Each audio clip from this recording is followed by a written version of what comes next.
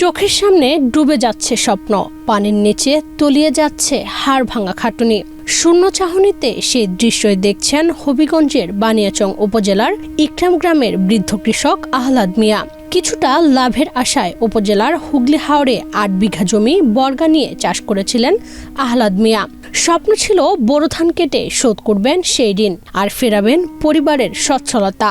কিন্তু শনির দশা হয়ে দাঁড়ালো অকাল বৃষ্টি। চৈত্রের শুরুতেই টানা ভারী বর্ষণে সেই স্বপ্ন এখন পানির নিচে। ফসল ডুবে যাওয়ার দুশ্চিন্তায় দিন কাটছে বৃদ্ধ এই কৃষকের। আজকের কে জমা রাখছি আমি জলুবার গাছ থেকে ৩,৫০০ টাকা এই জমিনগুলো ওই দান। তখন আমার বাচ্চা কেমন খাওয়া বাসা করুন কোনো আর কেট কিছু করছি না। গ্রামের মানুষও জানে, আরও আমার যারা কৃষক আছে আরও জানে। আমার ৬ ছেলে ৩ মেয়ে। জমিগুলো যে করছিলেন আসলে টাকা কোথা থেকে আনছিলেন বা টাকা ঋণ ফিন করছি, আবাদ বলদ করছি। শুধু আহলাদ মিয়া নন, একই চিত্র পুরো হাওর জুড়ে। ভারী বৃষ্টিতে ডুবে গেছে প্রায় ৫০০ একর বোরো ফসল। অকাল বৃষ্টির তাণ্ডবে বর্তমানে হুগলি হাওর জুড়ে শুধু পানি আর পানি। হাওর জুড়ে চাপা কান্নার রোল।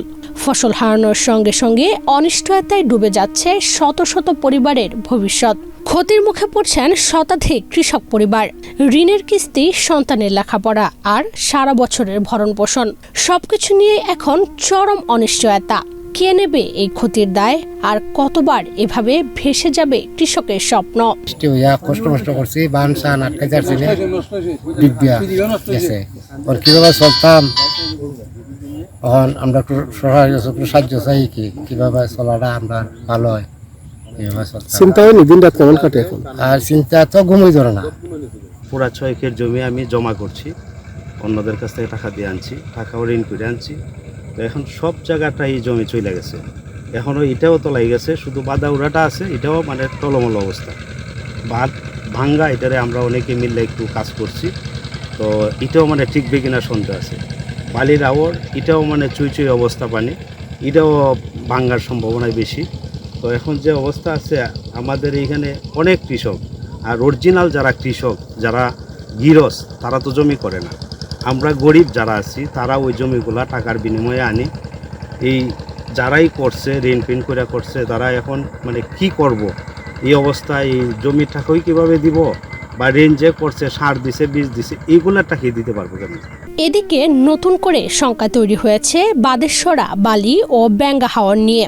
স্থানীয় কৃষকদের আশঙ্কা, আবারও ভারী বৃষ্টি হলে এসব হাওরের হাজার হাজার একর বোরো ধান তলিয়ে যাবে। বর্তমানে দিনরাত আকাশের দিকে তাকিয়ে প্রহর গুনছেন তারা। স্থানীয়দের অভিযোগ, স্থায়ী ফসল রক্ষা বাদ না থাকায় প্রতি বছরই একই পরিস্থিতির মুখোমুখি হতে হয় তাদের। সাময়িক বাদ দিয়ে কোনোভাবে রক্ষা করা যাচ্ছে না হাওরের ফসল।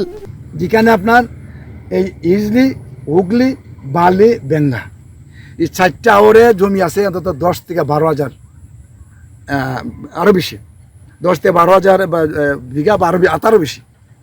যদি আমরা এই যে আপনার আমাদের মেশিনের জায়গাটা এটা কালি একটু দেখবেন আপনি, ওই মেশিনের গাড়িতে যে আমরা একটা ভেরি বাদ দিই, দেখতে বেরিয়ে যে আপনার এই সামনে এই যে এক্সপেক্টার আছে, এক্সপেক্টার একটা ভাত গেছে, আমরা একটা স্থানীয় আমরা ভাত বলে দেওয়ার চেষ্টা করছি।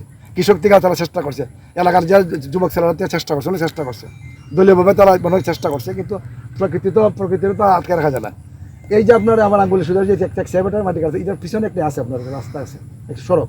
এটাই যে আমরা এই দিকটা ওপরে ওই যে একটা গ্রাম আছে, ওই যে আমরা এটাকে আমরা হরতলা হয় গ্রাম, যদি আমরা এখানে বেরি বাদ দিতে পারি, আর বেরি বাদের পাখি এখানে একটা বক্স কালভার্ট, অর্থাৎ একটা ওই যে আপনার কি সুইচ গেটের মতো, এখানে একটা সুইচ গেটের মতো একটা কালভার্ট, বালিতে একটা কালভার্ট, বেঙ্গাতে একটা কালভার্ট, এই 3টা কালভার্ট আমরা দিতে পারি, তার একটা বেরি বাদটা আমরা করতে পারি, তা আলহামদুলিল্লাহ এই আমাদের মানে এটা স্থায়ী একটা সমাধান।